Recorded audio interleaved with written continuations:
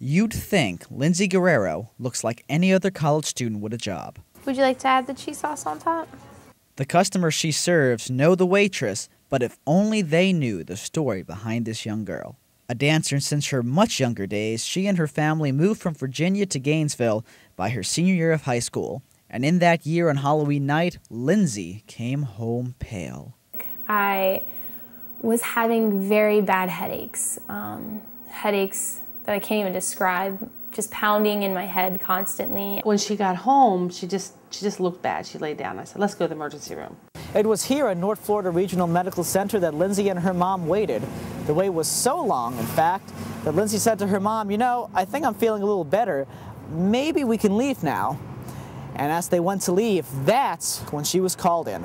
And they told me that I was possibly bleeding internally from an ulcer. So the next day when they went inside to look, they saw 2 ulcers, and from there it ended up being ulcers on top of tumors, and then they needed to do more advanced, and then it was 27 tumors. Lindsay had 27 of what are called gastrointestinal stromal tumors on her stomach, ones usually found in people above the age of 70. You know, it doesn't click at first. This is just it's just words at first. But reality soon set.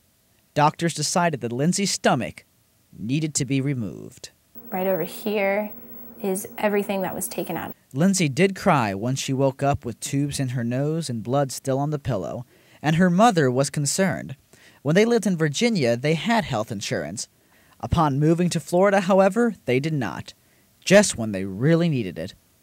Lindsay's father was out of a job, so they applied for Medicaid, which helped cover some of the costs, until Lindsay's mom started working at the post office. It kicked us out of it because I made too much then. Which is completely ridiculous, because to support a family of 5 on one parent working for $14 an hour and a daughter who's sick in the hospital is not at all enough. And like Medicaid told me, unless she was a single mom or pregnant, there was nothing they could do. News of Lindsay's cancer spread to friends up in Virginia. A few of her friends who taught at the Sunday school church in Virginia had the kids there draw guardian angels for Lindsay. I will pray every day and night, one wrote.